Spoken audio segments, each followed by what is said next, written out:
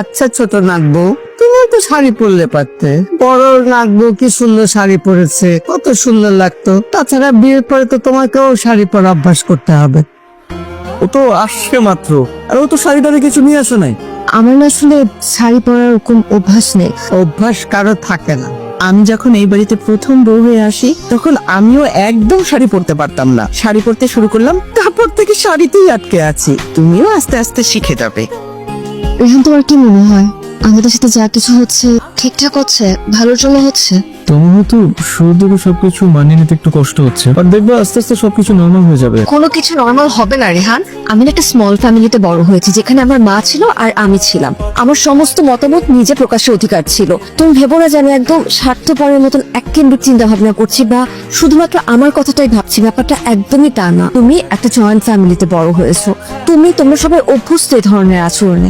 আমি না, তোমাদের সবার অনেক অনেক আর্জি, চাহিদা, মতামত এগুলো আমি আর নিতে পারছি না। আমি কিন্তু পরিবারের সবচেয়ে থেকে ছোট ছেলে, আর এই জন্য তারা আমার বিয়েটা নিয়ে খুবই এক্সাইটেড। এই জন্য হয়তো তুমি একটু প্রেশার ফিল করতেছো, আর কিছুই না। জ্বর আসছে মানে কি বলতেছো তুমি? তুমি ডাক্তার দেখাও। সেজন্য রেহানকে বলছিলাম একটু এগিয়ে দিয়ে আসতে। বাসায় যেয়ে মাকে সাথে নিয়ে ডক্টরের কাছে যাব। আমাদের ফ্যামিলি ডাক্তার আছে না, তার কাছে যাবে তুমি। আমি ছোটবেলা থেকে আমাদের ফ্যামিলি ডক্টর জহির আঙ্কেলের কাছে দেখাতে অভ্যস্ত। এর বাইরে আসলে কোনো ডক্টরের কাছে কখনো দেখাইনি আমি। এখন থেকে সব বাদ দাও, তুমি আমাদের বাড়ির বউ, আমাদের ফ্যামিলি ডাক্তারের কাছে যাবে, এটাই তো স্বাভাবিক। এই পানিটা খানাকের ম্যাজিক পানি, 12 গেছে শিকড়। খানাকের ভালো হয়েছে খান ভাবি। আল্লাহর নাম নিয়ে খেয়ে পেলো, দেখবে সব অসুখ ভালো হয়ে গেছে।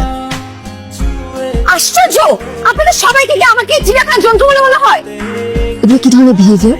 এখন আমার সাথে যা হচ্ছে তা একেবারে টমেটো ধরার মতন না। This is not too much. Julie, কি হচ্ছে সব? এবার একটু বেশি বাড়াবাড়ি হয়ে যাচ্ছে না? বরং তোমার পরিবারের মানুষজন আমার সাথে যা করছে সেগুলো বাড়াবাড়ি। তাই বলে তুমি বড় ভাই, ভাবি, মা, বাবা, দাদি সবার সামনে থেকে এভাবে চলে আসবে? তুমি আমার সাথে চলো, ওদিকে যে বসে সবার সাথে কথা বলে দেখবে তোমারও ভালো লাগতেছে। রেহান, আমার মনে হয় তোমাকে কিছু কথা আমার বলা দরকার। তোমাদের বাসায় গেলে আমার দম বন্ধ হয়ে আসে, আমি নিঃশ্বাস নিতে পারি না। আমার মনে হয় আমি আমার মন খুলে কথা বলতে পারছি না, আমার ইচ্ছা অনিচ্ছার কথা প্রকাশ করতে পারছি না।